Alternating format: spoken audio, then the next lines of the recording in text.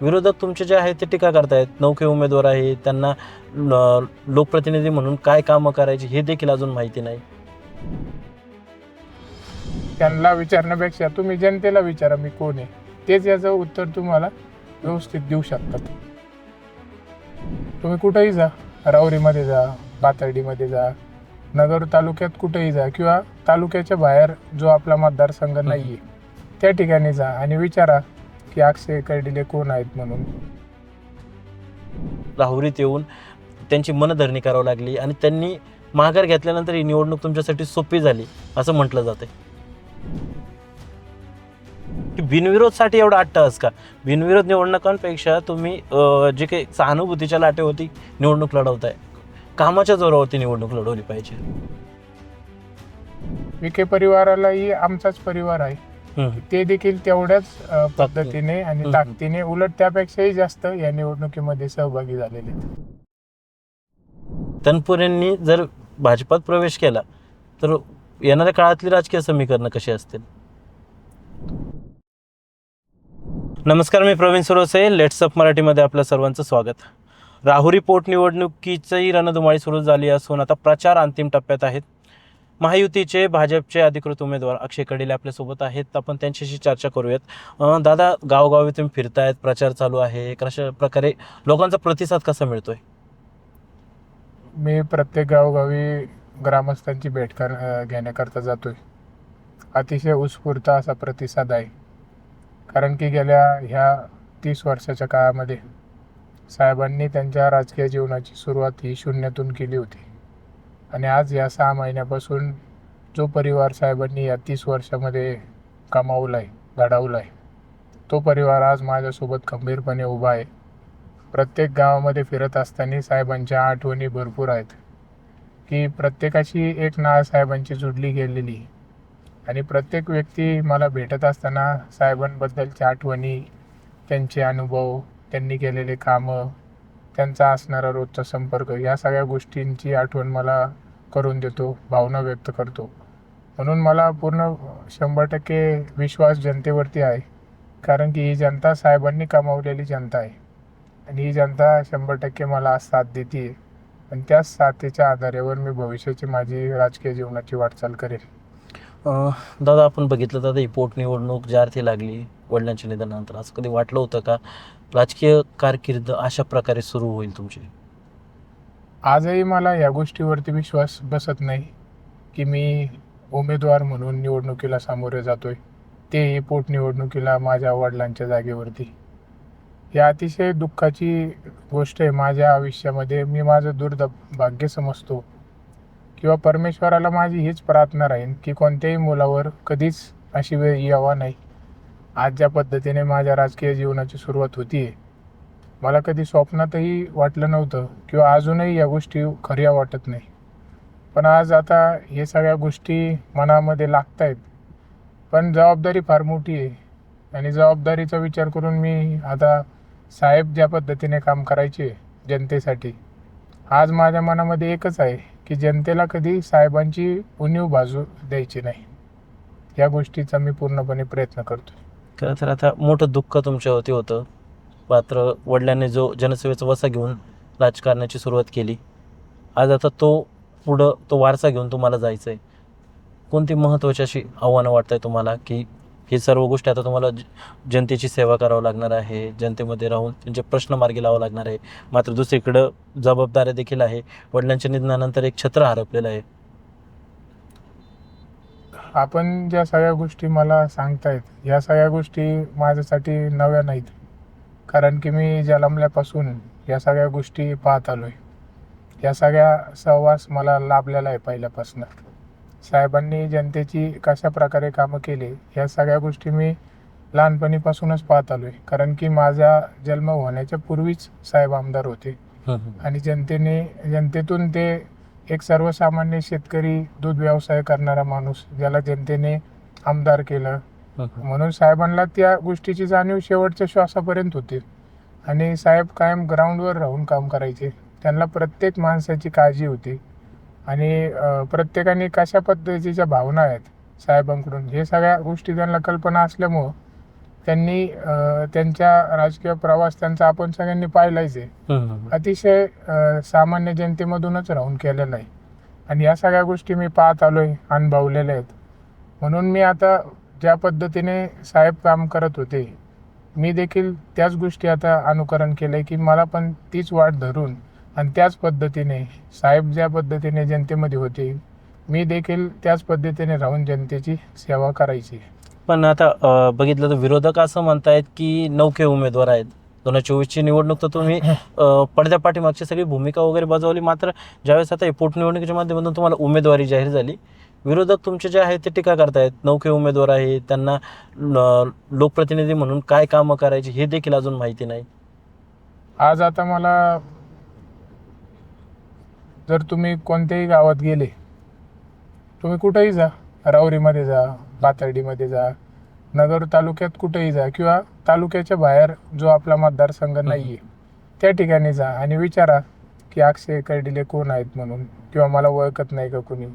आज तुम्ही मला माझा फोटो घेऊन जा कुठं पण आणि विचारा की हे कोण आहेत, तरी मला जनता ओळखते. आता ती कशामुळे ओळखते, तर मी आजच किंवा कालच कुठंतरी बाहेर होतो मी आणि बाहेरून आज आलो, अशी परिस्थिती झाली. असं काही नाही, 15 ते 20 वर्ष झालेत मी जनतेच्या सहवासात आहे, संपर्कात आहे.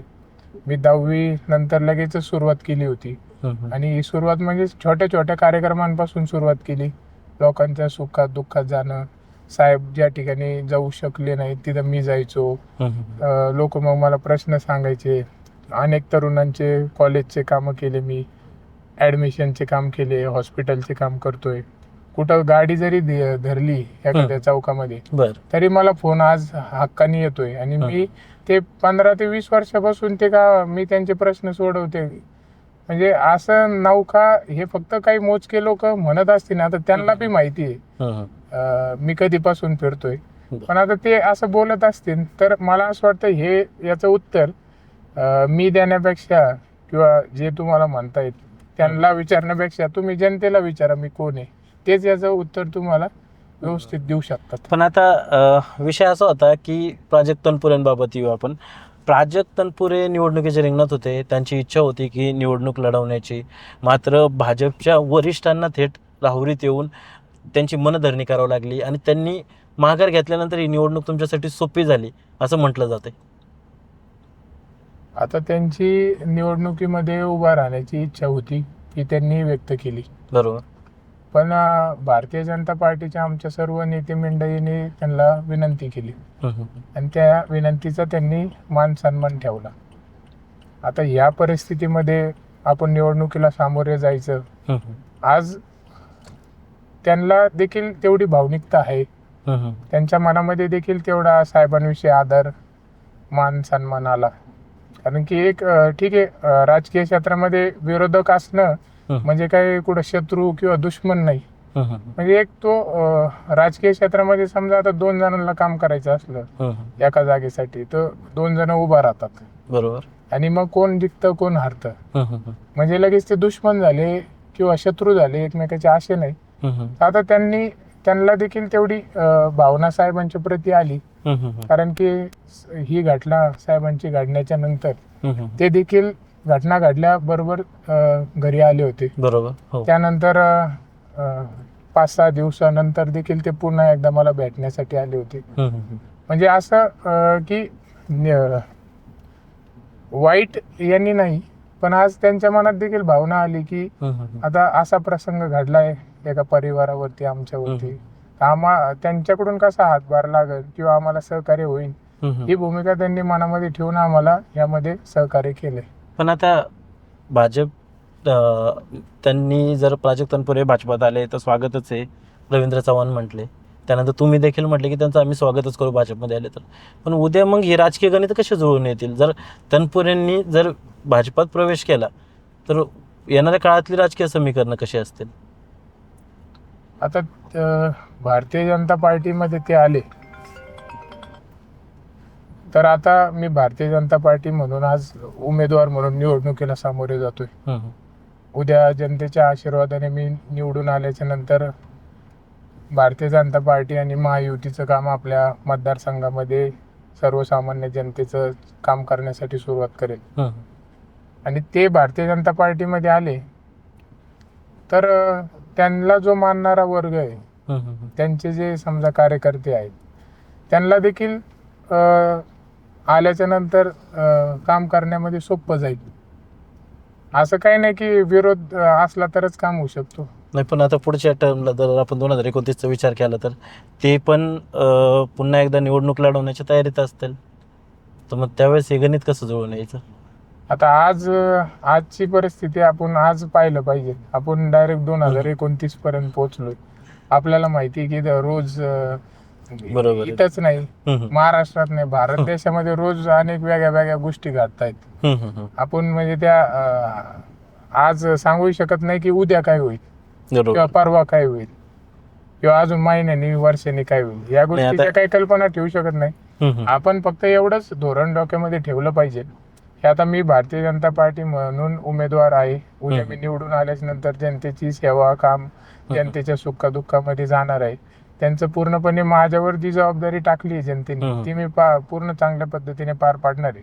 हम्म. आणि आता ते जर उद्या तुम्ही म्हणतात भारतीय जनता पार्टीमध्ये आले हम्म.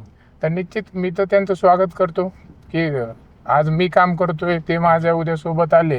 हम्म. काम करण्याला अजून चांगल्या पद्धतीने आम्ही गती देऊ शकतो. तालुक्याचा, मतदारसंघाचा विकास करू शकतो. हम्म. आणि सत्तेत आल्याच्या नंतर जे कामं त्यांचे काही समजा अडलेले असतील तर ते देखील आता सत्ता असल्याच्या नंतर कामं मार्गी लागतील, त्यांनाही माहिती आहे. ते पण ते त्यांच्या कार्यकर्त्यांचे, त्यांना जो मानणारा वर्ग आहे त्यांचे ते कामं करू शकतात. असं विरुद्ध राहिलं तरच काहीतरी होतं, असं नाही. एकत्र राहून पण आपण चांगल्या पद्धतीने विकास कामे करू शकतो. तुमचे प्रतिस्पर्धी उमेदवार आहे गोविंद मोकाटे, तर त्यांनी असं म्हटलं की वर्षभरात राहुरी मतदारसंघामध्ये कोणतंही काम झाले नाही आणि आता ही पोटनिवडणूक लागलेली तर जनता त्यांच्या बाजूने राहील. आम्ही कामं केलेली आहे, सत्तेत असो नसो, तर नक्की आम्हाला यश मिळेल निवडणुकीमध्ये. तर कसं पाहता त्या विरोधकांच्या या टीका टिप्पणीवरती? आता ही निवडणूक म्हणजे मी निवडणूक म्हणून पाहतच नाही. ही गेल्या 30-35 वर्षापासून साहेबांची जी भावना प्रत्येकाशी जुडली गेली ती व्यक्त होती या माध्यमातून. येणाऱ्या 23 तारखेला आपापली भावना साहेबांच्या प्रती प्रत्येक जण या मतदानाच्या रूपात व्यक्त होणार आहे. कोण काय बोलतंय किंवा टीका टिप्पणी करतंय याकडं माझं तुम्ही सांगितल्यामुळं मला या गोष्टी माहिती राहिल्यात, नाही तर माझ्याकडे या गोष्टी मी लक्ष देत नाही. आता मी काहीतरी उत्तर देण्यापेक्षा की आम्ही या मागील एका वर्षामध्ये काय केलं हे तर तुम्ही जनतेमध्ये जाऊन जनतेला विचारलं पाहिजे की यांनी काम केलं नाही केलं, हे आले आपल्यासाठी नाही आले, यांनी काय केलं काय नाही केलं, हे मी उत्तर देण्यापेक्षा जनता तुम्हाला चांगल्या पद्धतीने आमच्याविषयी उत्तर देऊ शकते. आता त्यांचं असं म्हणणं होतं की म्हणजे जे विरोधक आहेत, तुमचे प्रतिस्पर्धी आहेत, त्यांचं असंही म्हणणं होतं की बिनविरोधसाठी एवढा अट्टहास का? बिनविरोध निवडणुकांपेक्षा तुम्ही जे काही सहानुभूतीच्या लाटेवरती निवडणूक लढवताय, कामाच्या जोरावरती निवडणूक लढवली पाहिजे. बिनविरोध व्हावा म्हणजे मी तुम्हाला तेच सांगितलं ना, आता ही एक भावना होती प्रत्येकाची की सगळ्यांना माहिती आहे की साहेबांनी शून्यातून सुरुवात केली होती त्यांच्या या राजकीय जीवनाची. बरोबर. एक एक माणूस साहेबांनी कमावलाय, जोडलाय, प्रत्येकाला सांभाळलाय, ताकद दिली आहे, मतदारसंघामध्ये तालुक्यामध्ये कामं केलेत, म्हणून आज हे मोठा परिवार घडलाय. आता प्रत्येकाची भावना होती की बिनविरोध व्हावा, आम्हाला सर्वांना साहेबांना आम्ही काहीतरी साहेबांसाठी केलंय म्हणून असं दाखवायचंय, म्हणून अशी भावना नेते मंडळीची बी होती.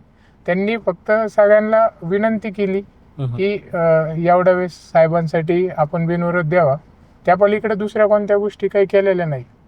पण आज आता जरी बिनविरोध होत नाहीये निवडणूक, तरी पण आता आपण निवडणुकीला सामोरे जातो.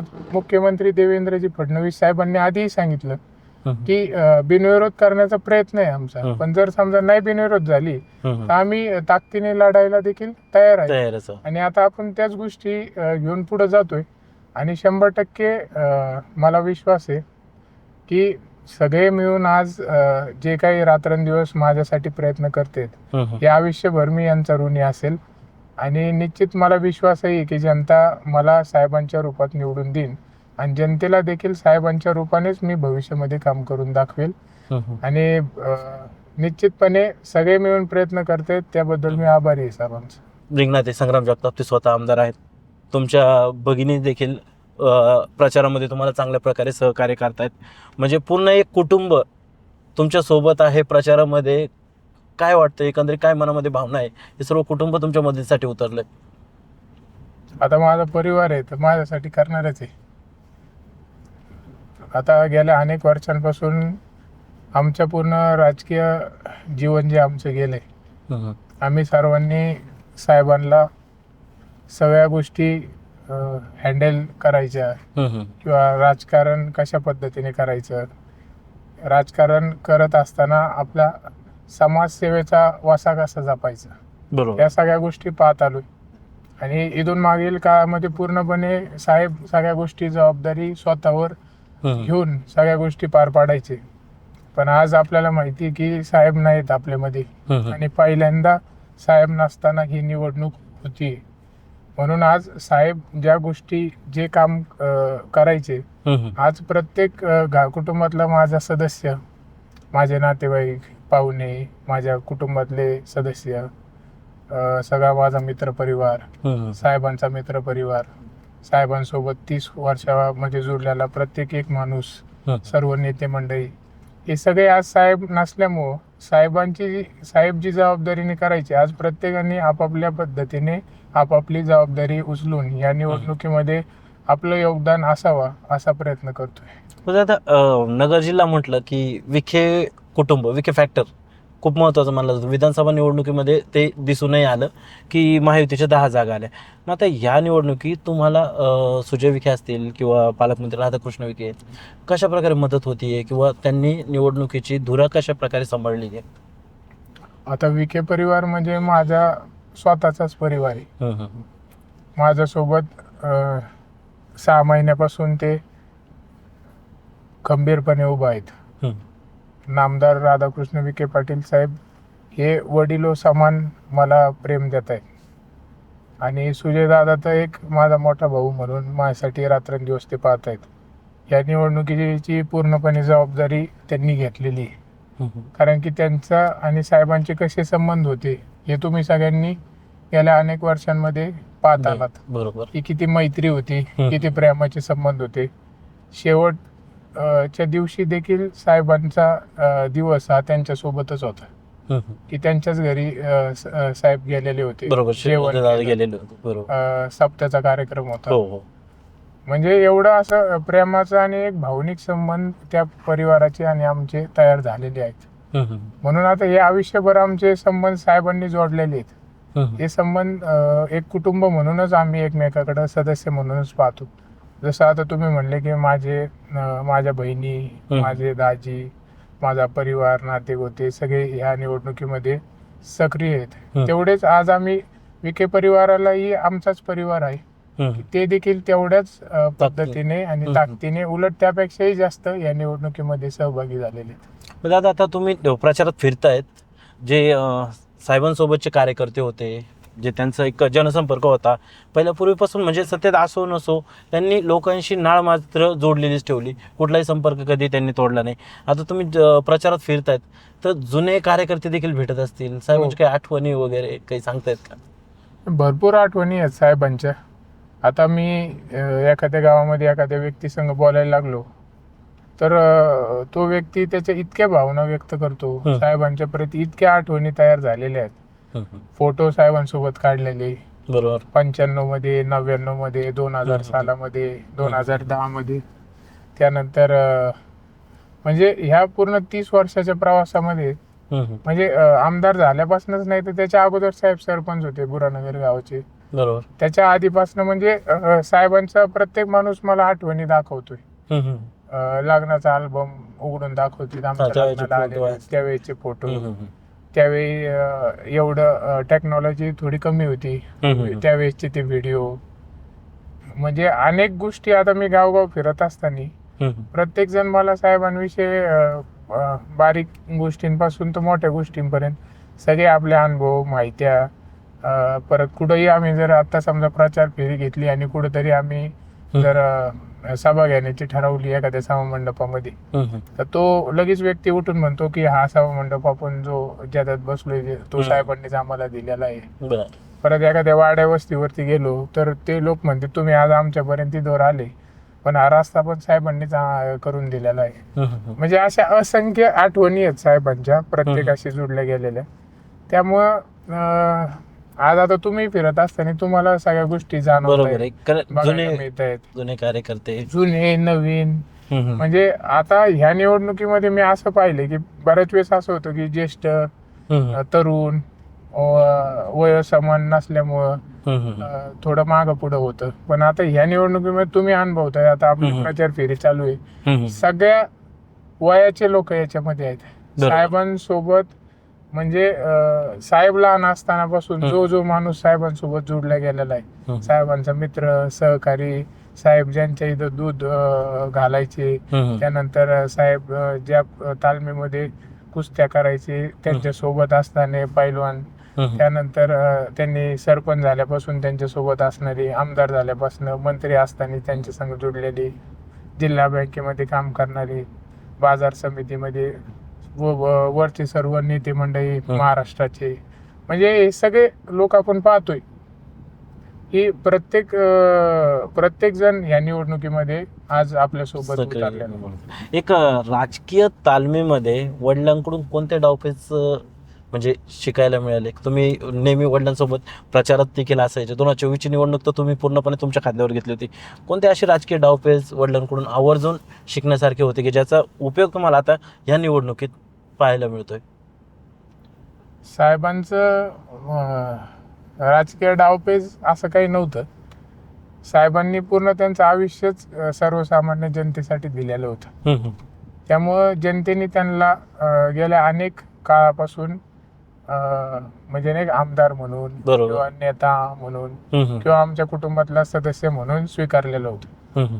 म्हणून राजकीय डावपेच म्हणण्यापेक्षा साहेबांचं शब्द मला त्यांचे तुम्हाला सांगायचे, त्यांचं कायम हेच बोलणं राहायचं की आता मी एक गरीब माणूस होतो, मी एक शेतकरी कुटुंबामधून आलो, दूध व्यवसाय करणार होतो, पण या जनतेने मला डोक्यावर उचलून घेतलं, या जनतेने मला एवढं प्रेम दिलं, मला एवढा वेळा आमदार केलं, मंत्रिपदाची संधी मिळाली, चेअरमन झालो, अनेक संस्था आपल्या ताब्यामध्ये आल्या.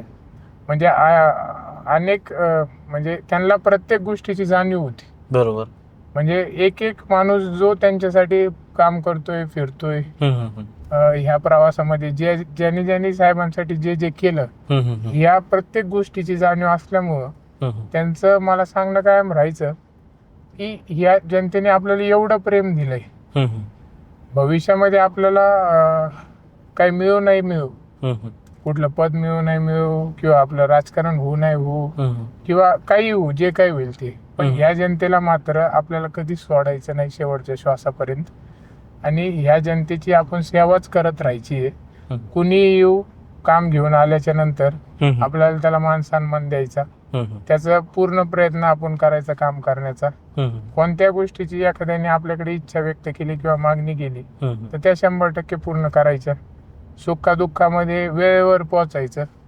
कोणाचाही कार्यक्रम राहू, सुखाचा असो दुःखाचा असो, आपण त्याच्यासोबत कुटुंबातल्या सदस्यासारखे उभा राहायचे. म्हणून त्यांचं कायम हे सांगणं होतं की उठल्यापासून तर झोपेपर्यंत जनतेमध्येच राहायचं, त्यांची सेवा करायची आणि त्यांच्यासाठीच काम करायचं. आणि त्यांनी शेवटच्या श्वासापर्यंत मी पाहिले की दुसरं काहीच नाही, हेच केलं. आणि आता माझ्याही मनात हेच मी अनुकरण केलंय की साहेबांनी जे केलं हेच पुढं घेऊन जाता मी देखील माझ्या शेवटच्या श्वासापर्यंत जनतेची सेवा करणार.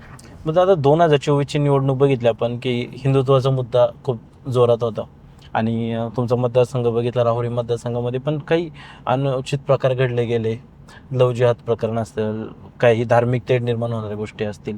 मग या निवडणुकीमध्ये आता पोटनिवडणूक आहे, खऱ्या अर्थाने एक सहानुभूतीची लाट पण आहे, पण हा मुद्दा हिंदुत्वाचा मुद्दा हा तेवढा प्रभावी ठरणार का? कारण जे विरोधक आहे तुमचे, तर विरोधक सातत्याने म्हणतात की हिंदू मुस्लिम करून निवडणुका जिंकता येणार नाही, तो काळ वेगळा होता, आताची परिस्थिती बदललेली आहे. आता याच्यामध्ये हिंदू आपण आहोत, हिंदुत्व आपल्यासाठी सर्वात महत्त्वाचं आहे. मी आपल्याला निवडणुकीच्या पूर्वीही सांगितलं होतं 2024च्या, आणि निवडणुकीच्या नंतरही सांगितलं की आपण जो शेवटचा श्वास घेऊ हा हिंदुत्वासाठीच घेऊ. म्हणजे हिंदू धर्माला जिथं जिथं अडचणी, जिथं जिथं अन्याय होईल त्यामध्ये आम्ही पूर्णपणे सगळं एका बाजूला ठेवू. राजकारण हे दुसऱ्या सगळ्या काही गोष्टी असतील सगळं बाजूला ठेवायचं, पण धर्मासाठी आपण सर्वांनी एकत्र यायचं. आणि मग तेच आता पुढं घेऊन जाता धर्मासाठी साहेबांनी काम केलेलं आहे. हिंदुत्वाची सुरुवात साहेबांनी केलेली. त्यामुळं आता मी जबाबदारीने हिंदू धर्माचं काम हे पुढं घेऊन जात जिथे जिथे अन्याय होतोय, जिथे जिथे अशा चुकीच्या गोष्टी घडतायत, ह्या गोष्टी 100% थांबवल्या गेल्या पाहिजेत. याच्यावरती आवाज उचललाच पाहिजे.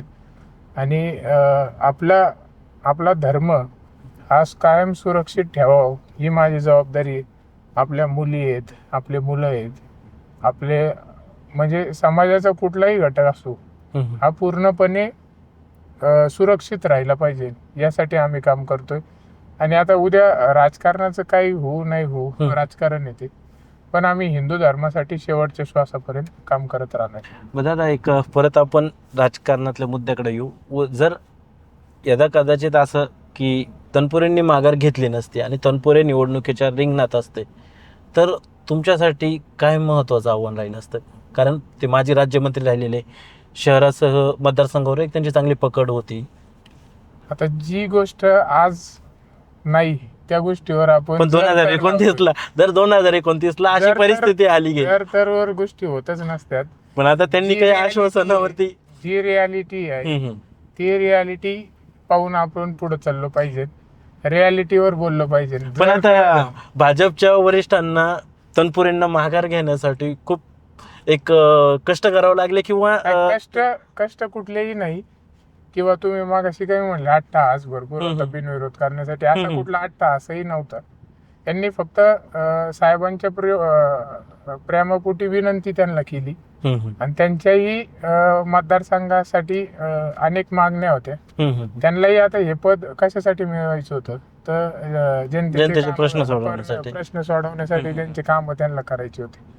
आणि आता त्यांनी पदापेक्षा जनतेचे काम होत आहेत या गोष्टीला महत्त्व दिला.